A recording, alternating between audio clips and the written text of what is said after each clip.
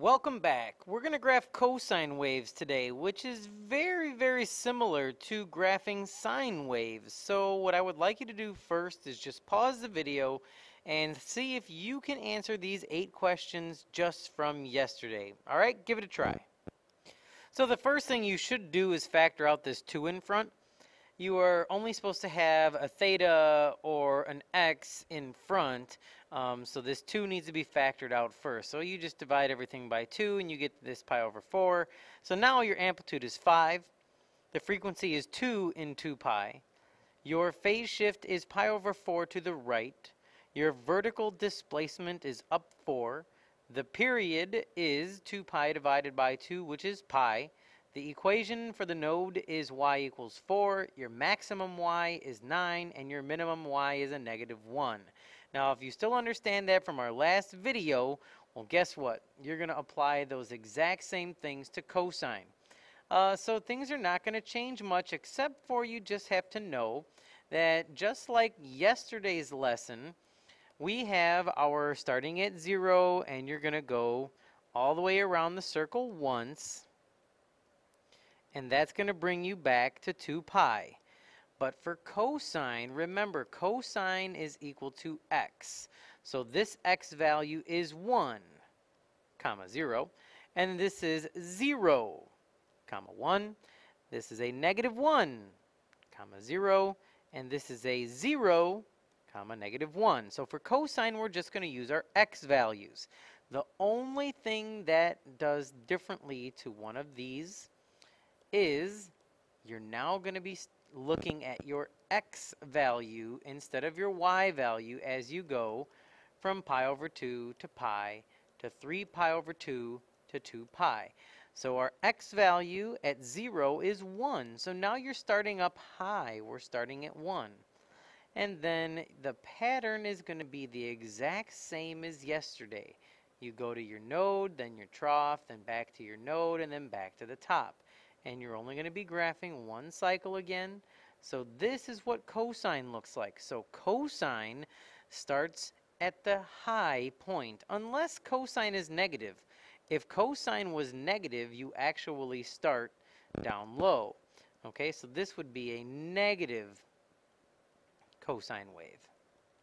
Okay, so that's just the only difference. Your period is still 2 pi. The amplitude is still 1 for a normal cosine wave. For a normal cosine wave that we're going to expand upon, your A is still your amplitude, your B is still your frequency, your C is still the phase shift to your left and right, and your D is still your vertical displacement. So the A, B, C, and D have not changed at all from sine to cosine. So basically that means we can skip right to the graphing. All we have to do is graph now. So of course, you still have all the setup to do in the very beginning. So you need to be able to, again, state your amplitude, which is 3. We need to be able to state our node. The node is y equals 5 because it's starting up 5. Our crest and our trough are 3 units above and below our y equals 5. So that makes our crest 8 and our trough 2. And then we still need our phase shift. Our phase shift is going to be pi units to the left. So remember, that's going to help us start by setting up the graph. So we know that this is going to have a minimum of 2, a maximum of 8, but you're going to have to go left on this graph. So we're going to need 1 to the left, and you have our 1 right here, and then you're going to need to go 4 units to the right. Just to be safe. So remember, this type of graph, you're going to have to go left a little bit because you might end up to the left. So those tick marks might not actually be perfect yet, It's one of those things where you're just going to have some just in case, because you got to figure out where this graph is going. So again, to get all of those numbers, that's where you need to use your start and stop.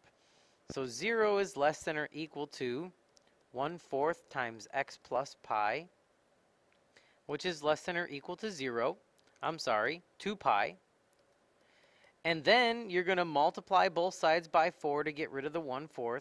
So that's going to still give you 0 is less than or equal to x plus pi, which is less than or equal to 8 pi. And now we're going to subtract pi, so our start is at a negative pi, which is less than or equal to x, which is less than or equal to our finish of 7 pi. So the reason why we're going to work with this is because we have to remember this is our period. Our period is 8 pi, and if we divide that by 4, our interval is equal to 2 pi. So that's why I said sometimes you're going to want to think about where you're going to start and where you're going to end before you scale out your tick marks. So since this is starting at pi to the left, this is going to be a negative pi, and this is going to be your 0, but remember you're skipping in intervals of 2 pi. So this is your pi, and then the next one's going to jump all the way out to 3 pi. So if you want your graph to look a little bit more accurate, you're actually skipping, and then you're going to skip a little bit more, and then you're going to skip a little bit more, and then you're going to skip a little bit more. Again, I'm not going to be grading on perfect accuracy, but if you can get it a little bit closer for you, that'll just help you see what the final product looks like. So then, of course, you go all the way up by 2 pi's until you get to 7 pi, because 7 pi is our stop. And then, of course, do not forget that you need to go all the way up to 8. You need a node line of y equals 5. You need your crest at 8. You need your trough at 2. You need your start at negative pi. You need your end at 7 pi. And now all you have to do is remember that cosine, this positive, starts high. Just follow the pattern. Go to your next tick mark. Remember, you're skipping over this because you're going from negative pi to pi. You're going up by 2 pi's. Then you're hitting your trough, back to your node, back up to your crest, and this is what your graph should look like. That's it. Now remember, this has been stretched all the way out. The period is now 8 pi. So that's why that's stretched out a little bit more, because it doesn't repeat itself till it gets to 8 pi, or every 8 pi. All right, that's it. Of course, this is your crest, this is your node, and this is your trough. You're good to go. So graphing these is the exact same thing as graphing sine. The only difference is where are you starting. So cosine starts either high or low. Sine always starts on the node. It just goes up or down depending on if your amplitude is positive or negative. All right? So what I'm going to let you do is I'm going to let you sketch out number 3 as best as you can without any assistance. Do the entire thing on your own. List what you think is necessary for you to graph this accurately. And we'll see if you did it correctly. Give it a try. So you have an amplitude of 2, a node of y equals negative 1, a crest of 1, a trough of negative 3, a phase shift of 30 degrees to the left. Start with your 0 is less than or equal to 9 times x plus 30 is less than or equal to 360 because this is in degrees, it's not 2 pi. Divide by 9, subtract your 30, that gives you a start at negative 30, a stop of 10 with an interval of 10 because the period divided by 4 is going to give you your interval. And then all you had to do is sketch it out like we have already. So if you have an answer that matches mine, you are good to go. There is one more example in the notes. If you got that one right, there's no reason why you can't get this one right. So go right ahead and see if you can handle this one on your own. That pi over 2 is nothing to be afraid of. All you have to do is label your pi over 2 up and down. That's all. Give it a try. We'll see how you do. So here you go. You did not have a vertical shift, so your node is actually the x-axis.